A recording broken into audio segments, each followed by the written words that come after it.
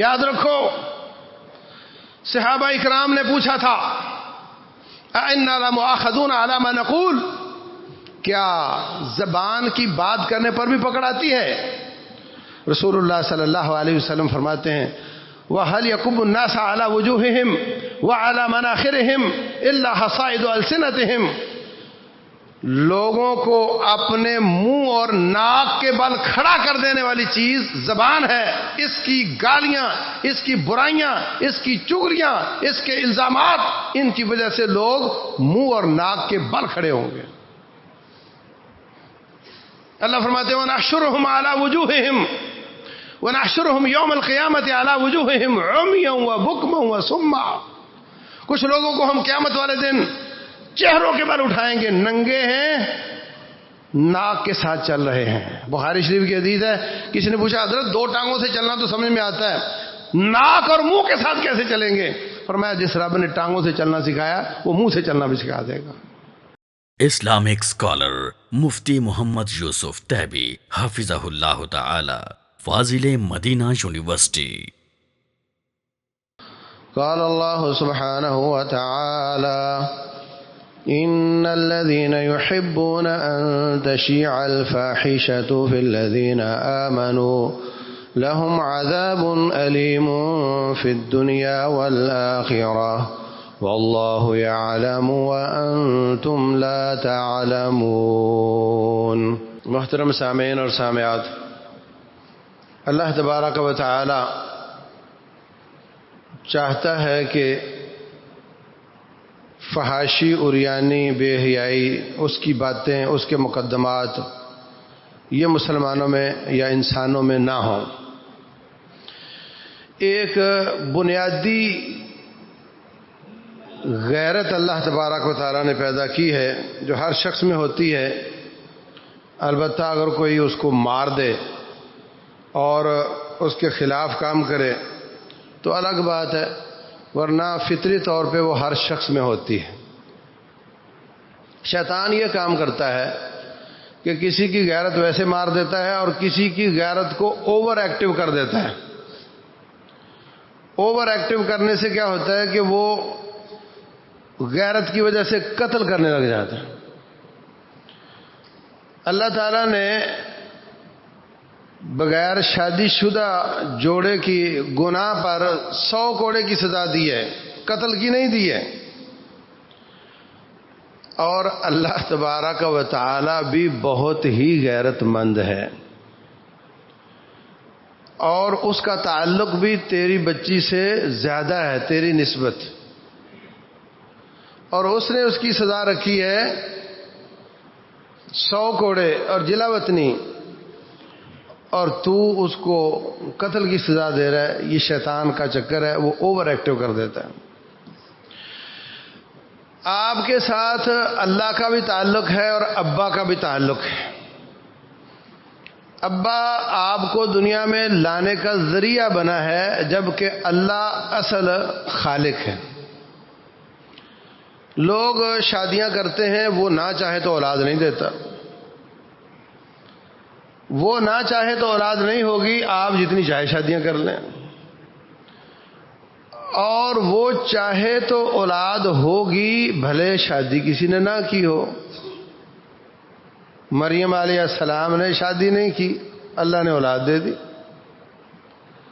تو اصل تو وہ ہے.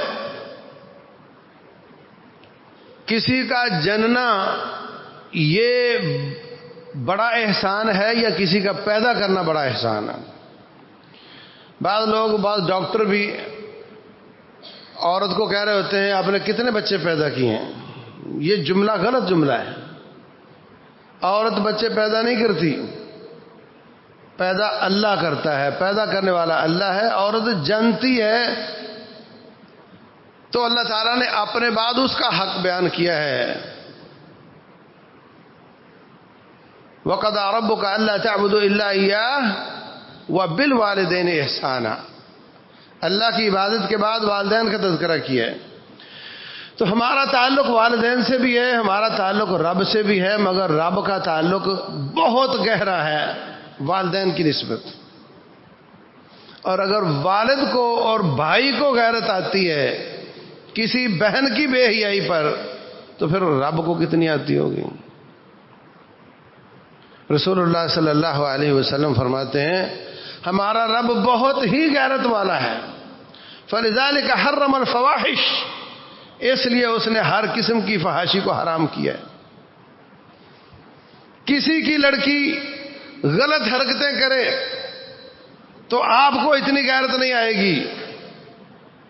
ہو سکتا ہے آپ انٹرٹین کر رہے ہو اپنے آپ کو، آپ کو بالکل غیرت نہ آئے اس پر، مگر اس کا بھائی اگر فطرت پر ہے تو اس کو غیرت آئے گی، اس لیے کہ اس لڑکی کا اور اس بھائی کا دونوں کا ابا ایک ہے. لیکن رب ذوالجلال کو ہر لڑکی ہر عورت کی بے حیائی پہ غیرت آتی ہے، اس لیے کہ وہ سب کا خالق ہے. وہ سب کا خالق ہے. اس کا تعلق ہر عورت سے زیادہ گہرا ہے ان کے والدین کی نسبت، ان کے بھائیوں کی نسبت. اس لیے وہ چاہتا ہے کہ مسلمانوں میں کم از کم اور انسانوں میں بھی بے حیائی نہ پھیلے. اور اگر ہر دوسرا بندہ یہ باتیں کر رہا ہو، پتہ چلا ہے اور فلاں کی لڑکی کا یہ معاملہ ہے، پتہ چلا ہے فلاں کے لڑکے کا یہ معاملہ ہے، کسی کو نہ بچانا وہ فلاں لڑکی کا یہ معاملہ ہے. اگر ہر بندہ یہ باتیں کر رہا ہو، معاشرے میں یہ باتیں عام ہوں اگرچہ سچی ہوں، تو پھر ہر شخص اس گناہ کو ہلکا سمجھتا ہے. ہر کوئی کر رہا ہے، یہ تو ہر کوئی کر رہا ہے، اس میں کیا ہے. جب کسی گناہ کو باتیں کر کر کے یا ویڈیو دکھا دکھا کر عام کر دیا جاتا ہے تو ہر شخص اس کو سمجھتا ہے یہ تو ہر کوئی کر رہا ہے، یہ تو کوئی بڑی بات ہی نہیں ہے. اس لیے رب ذوالجلال نے بات سچی بھی ہو تو کرنے سے منع کیا ہے. بات سچی بھی ہو تو کرنے سے منع کیا ہے. اور اس پر 4 گواہوں کا حکم دیا ہے. 4 گواہ ہوں تو بھی اگر آپ پردہ ہی ڈالو تو اچھا ہے، تو بھی آپ پردہ ہی ڈالو تو اچھا ہے. بعض مجرم ایسے ہوتے ہیں کہ جو عادی مجرم ہوتے ہیں اور ان کی شر سے لوگوں کو بچانا مقصود ہوتا ہے، وہاں پر پردہ ڈالنا نقصان دہ ہوتا ہے. آپ ان کے ساتھ کوئی ڈیل کر بیٹھیں، کوئی سودا سلب لے بیٹھیں، کوئی نکاح بچی کا کر دیں اور آپ کو پتہ نہ ہو بندہ غلط ہے، تو جو عادی مجرم ہو، جو اپنے جرم پہ اتراتا فخر کرتا ہو، جس میں کسی قسم کی شرم و حیا نہیں اور بلکہ اپنے گناہ کا وہ تذکرہ بھی کرتا ہے اور بے خوف ہو چکا ہے، ایسے شخص پہ پردہ ڈالنا نقصان دہ ہے. ایسے شخص کی شر سے دوسروں کو بچانے کا پہلو زیادہ ضروری ہو گیا ہے، زیادہ راجح ہو گیا ہے.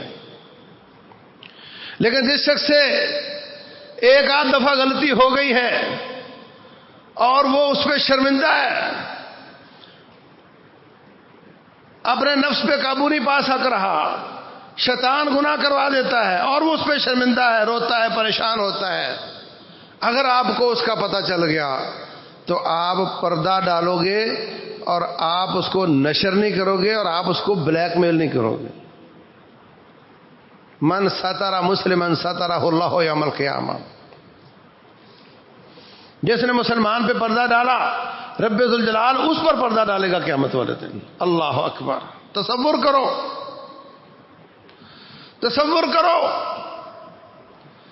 ساری کائنات جمع ہوگی، اولین اور آخرین آدم علیہ السلام سے لے کر آخری انسان تک لوگ ہوں گے، جن بھی ہوں گے، فرشتے بھی ہوں گے، چرند بھی ہوں گے، پرند بھی ہوں گے، درند بھی ہوں گے،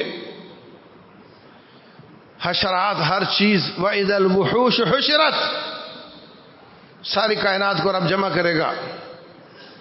اور وَكُلُّهُمْ آتِيهِ يَوْمَ الْقِيَامَةِ فَرْدًا، ہر شخص رب کے پاس اکیلا اکیلا پیش ہوگا. لَقَدْ أَحْصَاهُمْ وَعَدَّهُمْ عَدًّا، رب نے سب کے رجسٹر بنائے، سب کی حاضری لے گا. ان کو شمار کیا ہوا ہے. نام بولا جائے گا ولدیت کے ساتھ، فلاں بن فلاں حاضر ہو، اس کا حساب ہونے والا ہے. یہ موقع جب سے وہ پیدا ہوا، جب سے قبر میں گیا، جب سے نکلا، جب سے حشر میں گیا، سارے مراحل میں سب سے مشکل ترین مرحلہ ہوگا کہ تیرا نام ولدیت پکارا جائے کہ چاہے رب کے سامنے حاضر ہو. اگر وہ لوگوں کے عیب پر پردہ ڈالتا رہا ہوگا تو یہ ان نیکیوں میں سے ایک نیکی ہے جن کی وجہ سے رب ذوالجلال یضع علیہ الجبار کنفہ، فرشتوں سے کہے گا میں نے اپنے بندے کا حساب لینا ہے، تم پردہ ڈال دو، ہم دونوں کو کوئی نہ دیکھے.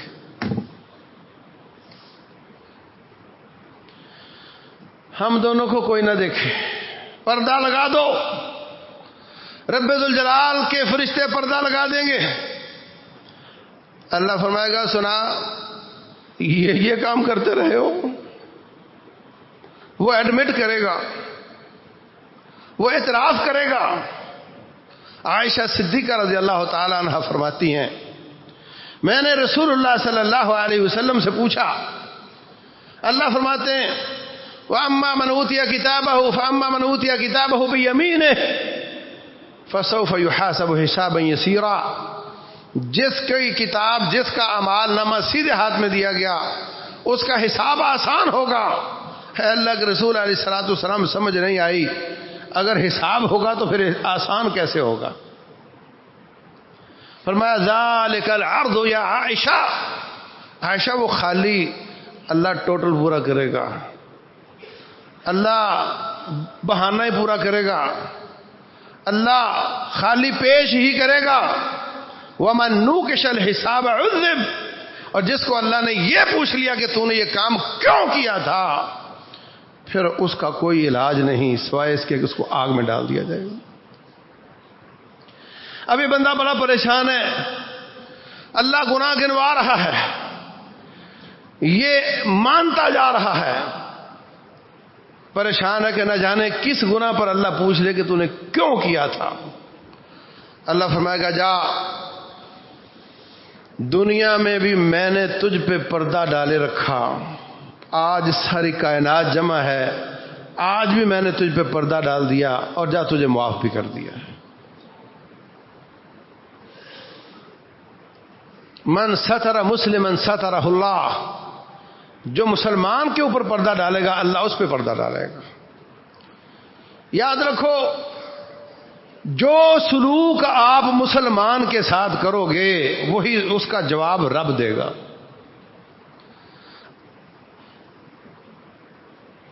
اللہ فی عون العبد ما کان العبد فی عون اخیہ، اللہ بندے کی مدد میں ہوتا ہے جب تک بندہ بندے کی مدد میں ہوتا ہے. آپ نے مدد بندے کی ہے، رب تیری مدد کرے گا. تو نے پردہ بندے پہ ڈالا ہے، رب تجھ پہ پردہ ڈالے گا. من فرج عن مسلم کربۃ من کرب الدنیا، جو دنیا کی مصیبت کسی کی رفع کرتا ہے، فرج اللہ عنہ کربۃ من کرب یوم القیامہ، اللہ قیامت والے دن اس کی تکلیف رفع کرے گا. احسان تو نے بندے پر کیا ہے، بدلہ اس کا رب تجھے دے گا. اور اگر تو بلیک میل کرے گا، ذلیل کرے گا، جھوٹا الزام لگائے گا یا سچا الزام نشر کرے گا، تو پھر یاد رکھ رسول اللہ صلی اللہ علیہ وسلم فرماتے ہیں من اتبع عورت اخیہ، جو اپنے بھائی کی عیب کا پیچھا کرتا ہے، یفضحہ اللہ، اللہ اس کو ذلیل کرے گا. ولو فی جوف رحلہ، اگرچہ اس نے وہ جرم چار دیواری میں چھپ کر کیا ہو. اللہ تو دیکھ رہا تھا. تو نے مومن کے ساتھ برا سلوک کیا، اس کا جواب اور سزا رب دے گا. تو نے مومن کے ساتھ اچھا سلوک کیا، اس کی جزا اور ثواب رب دے گا. اب آپ دیکھ لو کہ آپ نے جو سلوک مسلمان کے ساتھ کرنا ہے وہی سلوک تیرے ساتھ ہونا ہے. اللہ اکبر. تو میرے عزیز بھائیوں، اس بات کو اچھی طرح سمجھو کہ سچا الزام نشر کرنا جائز نہیں، کیونکہ اس سے بے حیائی عام ہوتی ہے، کیونکہ اس سے لوگ سمجھتے ہیں کہ یہ تو کام ہی کوئی مشکل نہیں ہے، یہ کام ہی کوئی برا نہیں، اس لیے کہ سب کرتے ہیں۔ یہ بڑی بری عادت مسلمانوں میں پڑ گئی ہے۔ ثواب وہ ہوتا ہے جو رب اور اس کا رسول صلی اللہ علیہ وسلم بتائے، گناہ وہ ہوتا ہے جس سے اللہ اس کے رسول منع فرمائے۔ لیکن ہم نے ویسے تو بڑے توحید والے بھی ہیں، ویسے تو ہم کسی کو خاطر میں نہیں لاتے، کسی امام کی تقلید نہیں کرتے، مگر گناہ کرتے ہیں اس لیے کہ لوگ کرتے ہیں۔ اگر کسی کو بولوں کہ تو داڑھی نہ چھیلا کر، یہ گناہ کی بات ہے، وہ کہتا ہے یار کیا بات کر رہے ہو، سب کر رہے ہیں، یہ تو سب کر رہے ہیں۔ مطلب سب کرنا یہ کوئی قرآن کا پارہ ہے یا کوئی آیت ہے، یہ کوئی دلیل ہے کہ سب کر رہے ہیں؟ تو جب بے حیائی کی باتیں، الزامات جب بہت زیادہ لگائے جائیں گے تو پھر وہ یہی کہتے ہیں کہ یہ تو سب کر رہے ہیں، پھر یہ کام ٹھیک ہے۔ اسلام یہ نہیں ہے، یہ عیسائیت ہو سکتی ہے، یہودیت ہو سکتی ہے، یہ کوئی اور مذہب ہو سکتا ہے کہ ان کے یہاں شراب حرام تھی، انہوں نے کہا یہ تو سب پی رہے ہیں، انہوں نے اسمبلی سے پاس کروا لی۔ ان کے یہاں بدکاری حرام تھی، انہوں نے کہا یہ تو سب کر رہے ہیں، اسمبلی سے پاس کروا لی۔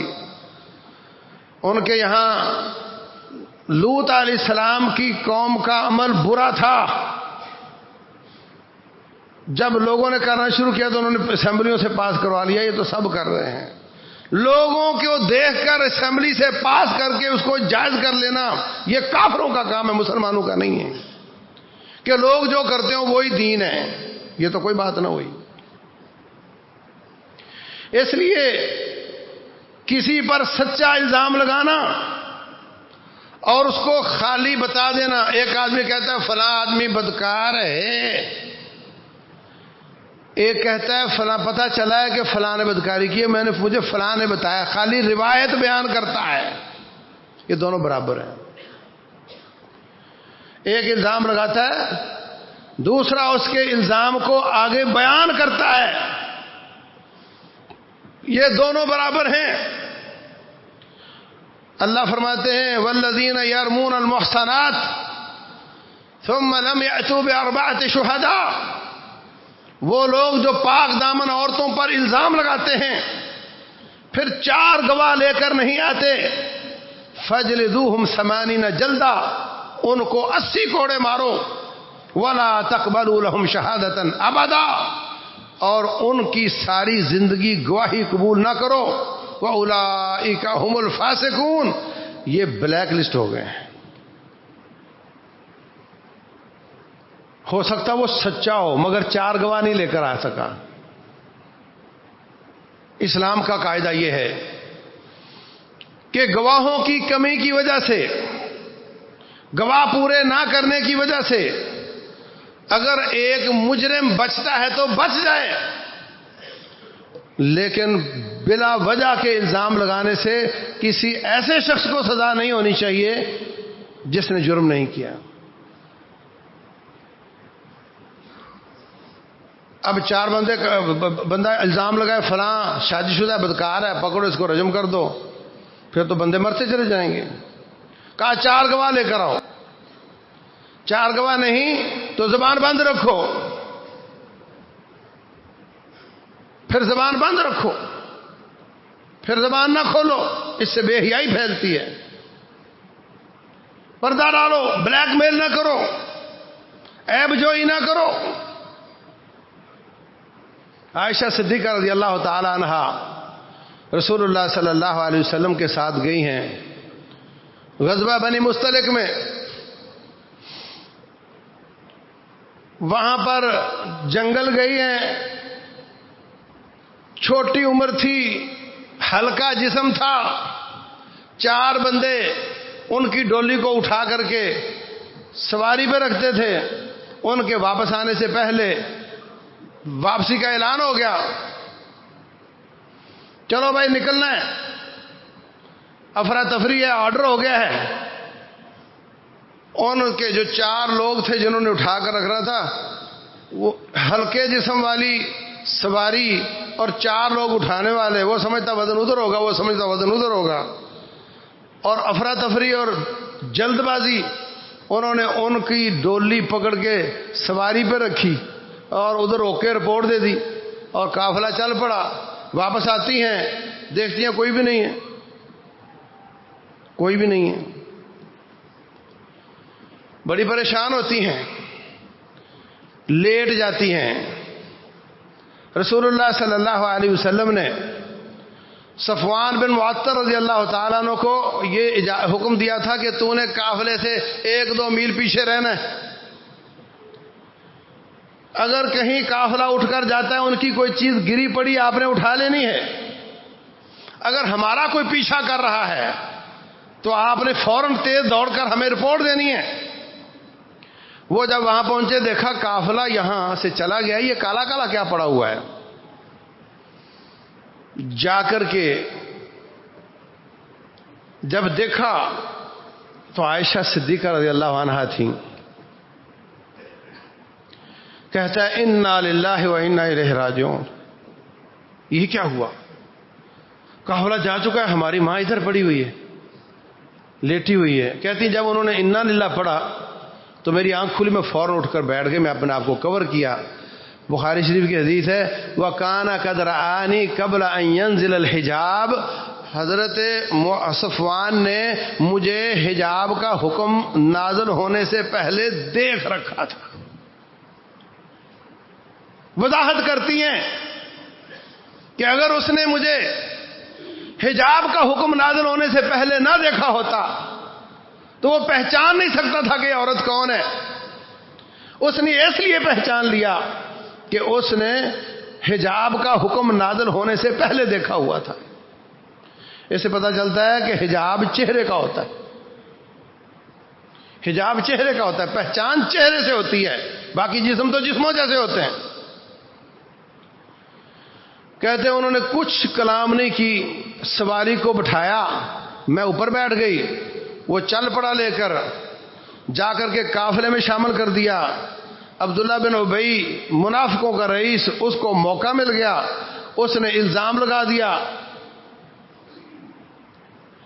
حضرت صفوان رضی اللہ تعالیٰ عنہ کہتے ہیں کہ مجھ پہ اس نے الزام لگا دیا اور میں تو ویسے ہی شادی کے لائق نہیں، میں تو ویسے ہی شادی کے لائق نہیں ہوں، مجھ پہ اس نے الزام لگا دیا۔ رسول اللہ صلی اللہ علیہ وسلم پریشان ہیں، باتیں ادھر ادھر ہو رہی ہیں، آپ بڑے پریشان ہیں۔ آپ نے حضرت عائشہ کو نہیں بتایا، مگر آپ کی پریشانی اور آپ کے رویے میں فرق آ چکا ہے۔ فرماتی ہے مجھے کچھ پتہ نہیں چلا کہ اب آپ اس طرح کی محبت کا اظہار نہیں کرتے، بہت پریشان ہے۔ بات عائشہ صدیقہ کی نہیں ہے، یہ الزام نبی صلی اللہ علیہ وسلم پر ہے، اگر وہ ان کو گھر میں رکھتے ہیں تو ان پر الزام ہے۔ جب عورت کی شادی ہو جاتی ہے پھر اس کا الزام شوہر کو جاتا ہے، باپ کی طرف کم جاتا ہے، باپ تو بس اوقات وہاں سے میلوں دور ہوتا ہے۔ بڑے پریشان ہیں۔ عبداللہ بن ابی نے یہ بات کی، مستہ بن اثاثہ، حسان بن ثابت اور حمنہ بنت جحش، انہوں نے اس کو رپورٹ کیا، آگے بات کر دی۔ انہوں نے لگے لگائے الزام کو نقل کر دیا اور الزام لگایا عبداللہ بن ابی نے۔ اور حمنہ بنت جحش کون تھی؟ یہ زینب بنت جحش ہماری ماں کی بہن تھی۔ مستہ بن اثاثہ، اس کی والدہ حضرت عائشہ کے گھر کام کاج کرتی تھی، اور ابو بکر صدیق رضی اللہ تعالیٰ عنہ اس خاندان کا خرچہ اٹھاتے تھے۔ ایک دن جا رہی ہیں، باہر جاتے تھے جنگل میں پیشاب وشاب کرنے، تو ام مستہ جو ان کی والدہ تھی وہ ٹھوکر لگی، گر گئی، تو اٹھی کہنے لگی مستہ تیری بربادی ہو۔ عائشہ کہتی ہیں اماں آپ مستہ کو گالی دے رہی ہیں، وہ تو بہت نیک آدمی ہے، بدری آدمی ہے۔ کہنے لگی آپ کو نہیں پتا اس نے کیا کہا ہے؟ مجھے تو نہیں پتا کیا کہا ہے۔ اس نے بتا دیا ان کو بخار ہو گیا۔ کہنے لگی میں گھر چلی جاؤں؟ فرمایا چلی جاؤ۔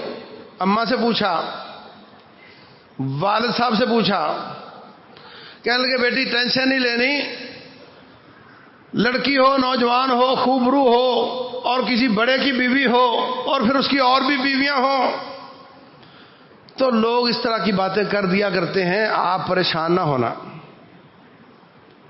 لیکن کہتی مجھے تو سکون نہ آئے، نہ رات کو نیند آئے، نہ کھانے کو دل چاہے۔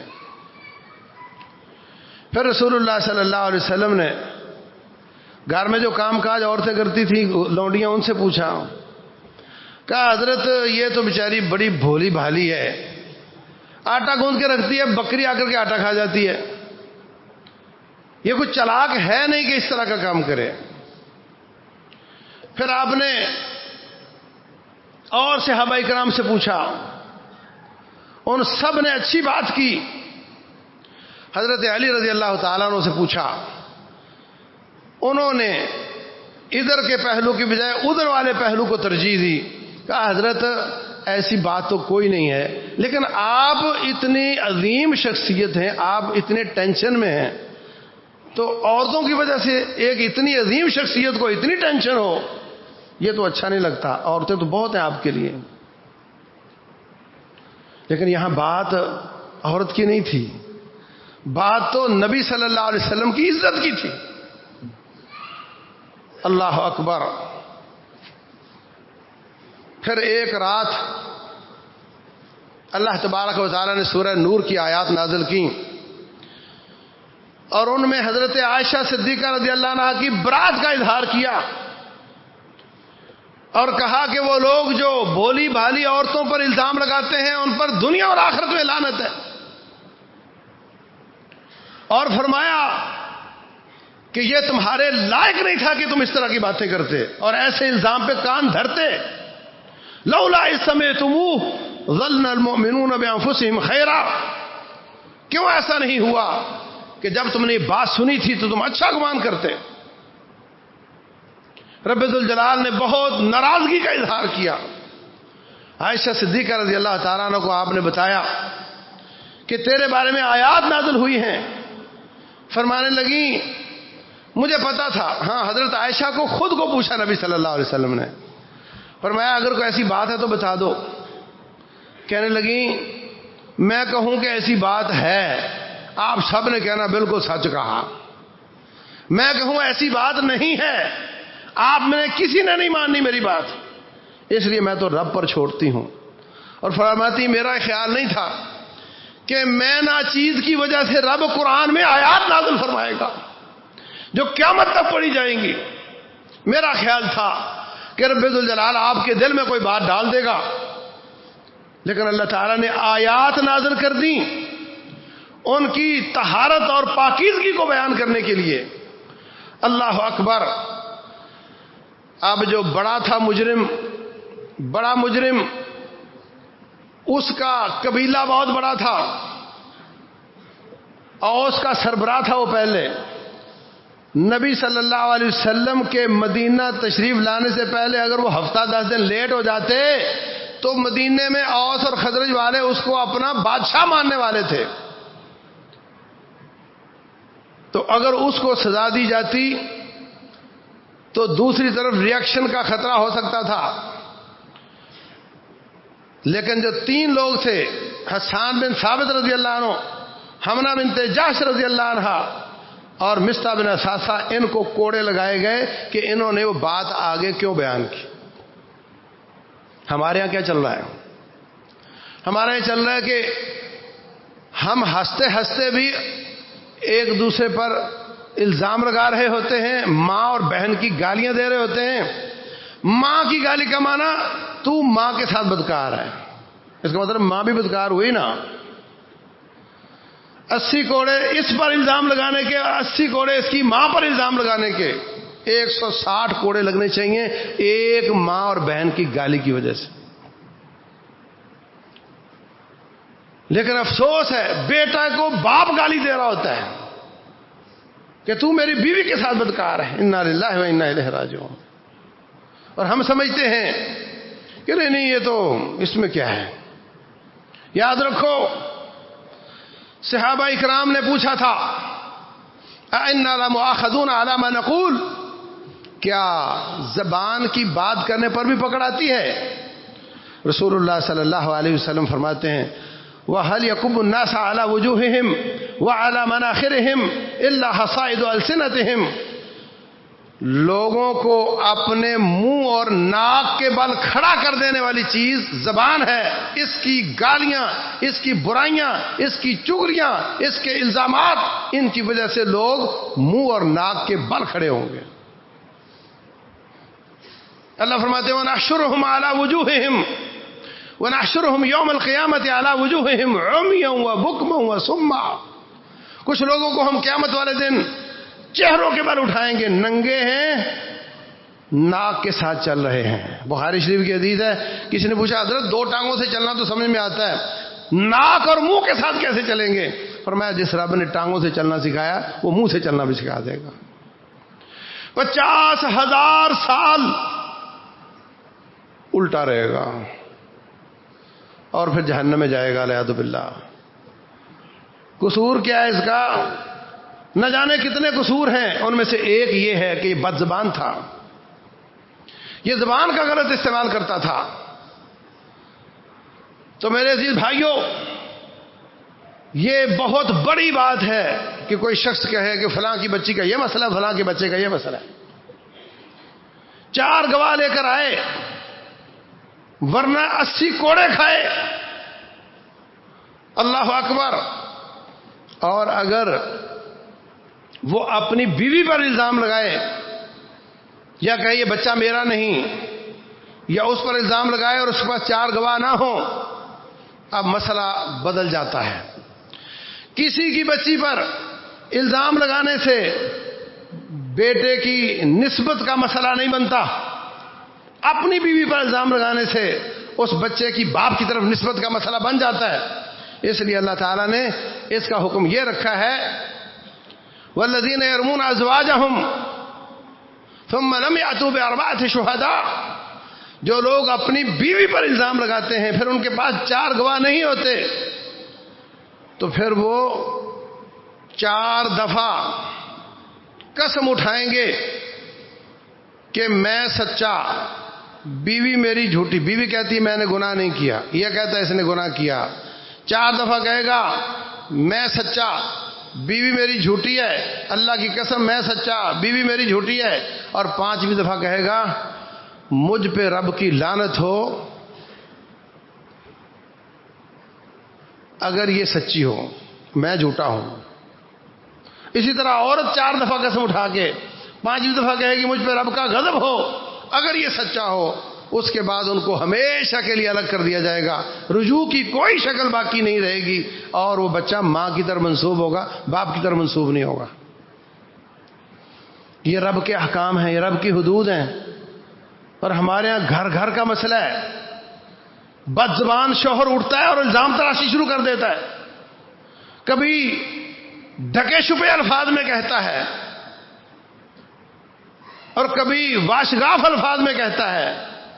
ان دونوں کی بات ایک ہی ہے، اس پر اس کو 80 کوڑے لگنے چاہیے۔ رسول اللہ صلی اللہ علیہ وسلم کے زمانے میں ایسا ہوا، شوہر بیوی کا معاملہ ایسا ہوا، آپ نے ان کو فرمایا تھا اللہ جانتا ہے کہ تم میں سے ایک تو جھوٹا ہے، یا اس نے غلط کیا یا اس نے غلط نہیں کیا، تم میں سے ایک ضرور جھوٹا ہے، اللہ سے ڈرو، 80 کوڑے کھا لو اور اپنا الزام واپس لے لو جو بھی جھوٹا ہے۔ اگر عورت جھوٹی ہے وہ مان لے اور جان دینا گوارا کر لے، اگر شوہر جھوٹا ہے وہ مان لے 80 کوڑے کھا لے، اگر وہ دونوں نہیں مانے تو پھر آپ نے لعان کی کاروائی کی ہے اور ان میں علیحدگی کروا دی گئی۔ پھر رسول اللہ صلی اللہ علیہ وسلم نے فرمایا اگر اس عورت کا بچہ ایسا ایسا ایسا ہو، اس کی پنڈلیاں اس طرح کی ہوں، چہرہ اس کا اس طرح کا ہو، جسم اس کا اس طرح کا، رنگ اس کا اس طرح کا ہوا، تو پھر شوہر کا الزام سچا ہوگا اور یہ بچہ واقعتاً اس کا نہیں ہے،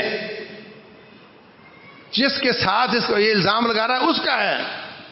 اور اگر وہ بچہ ایسی ایسی شکل کا، ایسی پنڈلیوں والا، ایسے چہرے والا ہوا تو پھر یہ بچہ اس شوہر کا ہے، اس کا الزام جھوٹا ہے۔ جب بچہ پیدا ہوا تو وہ جس بدکار مرد پر الزام لگا تھا وہ اس کی شکل کا تھا۔ رسول اللہ صلی اللہ علیہ وسلم نے فرمایا لو کنت راجما احدا بغیر بینۃ، اگر میں گواہوں کے بغیر کسی کو رجم کرنے والا ہوتا تو میں اس عورت کو اور اس مرد کو رجم کر دیتا، کیونکہ بچہ ہی اس کا ہے۔ لیکن میں اپنے علم پر نہیں چلوں گا، میں گواہوں کے مطابق چلوں گا، قاعدے کے مطابق چلوں گا۔ تو میرے عزیز بھائیوں اور بہنوں، ہمیں اپنی زبانوں کو روکنا چاہیے، ہمیں بے حیائی کی باتوں سے روکنا چاہیے۔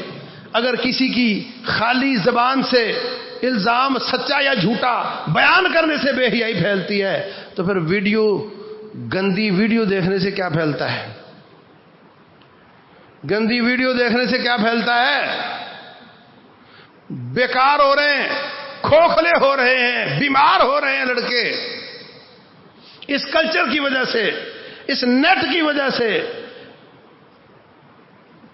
اور اندر سے وہ اتنے زیادہ بے حیا ہو چکے ہیں، مگر معاشرہ چونکہ ابھی وہ نہیں ہوا اس لیے وہ تھوڑا ہاتھ ہلکا رکھتے ہیں۔ روکو اپنی اولادوں کو، 24 گھنٹے کا نیٹ مت دو ان کو، بلا ضرورت موبائل فون مت دو ان کو، بہت بڑا فتنہ ہے یہ، اس سے بے حیائی بہت عام ہو رہی ہے، اسی کے ذریعے رابطے ہوتے ہیں، اسی کے ذریعے بے حیائیاں پھیلتی ہیں، اسی کے ذریعے ساری کارروائیاں مکمل ہوتی ہیں۔ ان الذين يحبون ان تشيع الفاحشة في الذين آمنوا، وہ لوگ جو مومنوں میں بے حیائی پھیلانا چاہتے ہیں، لهم عذاب الیم فی الدنیا والآخرہ، ان کے لیے دنیا اور آخرت میں دردناک عذاب ہے۔ واللہ یعلم وانتم لا تعلمون۔ رب ذوالجلال ہماری اولادوں کی اصلاح فرمائے، ہماری اصلاح فرمائے، فتنوں سے محفوظ رکھے، زبانوں کی اصلاح کی توفیق دے، اور جو میں نے عرض کی مجھے اور سب سننے والوں کو عمل کی توفیق دے۔